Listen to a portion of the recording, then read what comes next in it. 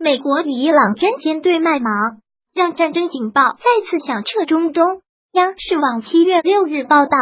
针对美国威胁要彻底切断伊朗石油出口的做法，伊朗伊斯兰革命卫队高级将领考萨里亮出底牌，称如果伊朗的石油出口受到遏制，那么伊朗革命卫队将封锁霍尔木兹海峡，包括沙特在内的整个海湾地区的石油也被想出口了。随后，美军中央司令部强硬回应称，已经做好准备，将和全球其他盟友一起确保自由通航和商贸流通。兔子逼急了都咬人，如果特朗普政府仍一意孤行，继续把伊朗往悬崖边逼，往绝路上赶，那德黑兰也豁出去打出这张底牌。众所周知，霍尔木兹海峡是伊朗和阿曼之间的狭窄水道，更是全球石油运输的咽喉要道，每天约有1/3的全球石油消费量由此通过。如果这条全球最重要的石油通道被封锁，世界的经济将瞬间运转不畅，由此引发全球危机。不到万不得已，伊朗不会贸然走出这一步。特朗普上台之前就盯上了伊朗，上台后便开始有条不紊的遏制这个中东头号对手，不顾法德俄中等大国的苦苦相劝，美国毅然决然的退出伊核协议。此前，美国新任国务卿蓬佩奥宣布将对伊朗推出更加严厉的经济制裁措施，随后又准备拿伊朗的命脉石油开刀。蓬佩奥给伊朗开出的12条豁免条件，算是彻底暴露了美国人的真实意图，如停止发展弹道导弹技术，并从叙利亚撤出一切受伊朗指挥的军队，停止对沙特和以色列等周边地区国家的威胁。这些苛刻条件其实和无核化没半毛钱关系，都是美国的私利。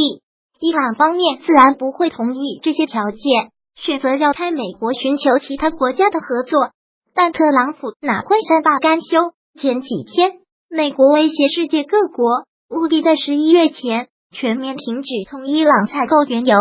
否则将受到美国制裁。特朗普还在推特上表示，已经说服沙特增加石油产量，填补伊朗石油出口的空缺。伊朗80%以上外汇都来自石油出口，美国公然隔断一个国家经济命脉的行径，破坏力堪比发起一场战争。但特朗普的釜底抽薪还没有结束。7月2日，特朗普政府扬言将把伊朗的革命卫队定性为恐怖组织，还派出了国务卿蓬佩奥赴全球游说，试图阻止其他国家与伊朗的贸易往来，劝说伙伴支持美国加大制裁伊朗的决定。特朗普的做法对伊朗的杀伤力不言而喻。目前，日本已经终止了对伊朗的访问计划。法国石油巨头道达尔在内的几家公司已经服软，称如果没有获得豁免，将放弃在伊朗的业务。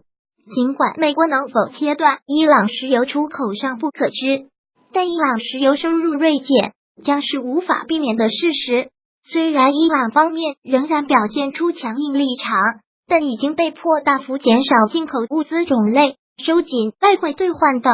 应对国内经济与社会危机向政治危机传导。如果特朗普还要继续紧逼，伊朗能转移危机的手段恐怕也只剩战争。如果伊朗封锁霍尔木兹海峡，美国必将卷入一场与地区大国的战争。别看美国还是世界老大，但打这样一场大战恐怕很难全身而退。到那时，美国从霸权宝座跌落的风险将成倍加大。如果特朗普还没有做出与伊朗打一仗的决心，那所有的威胁和封锁都是在耍流氓。如果喜欢本视频，请分享并订阅本频道，访问 ttnews.xyz 获取更多相关资讯。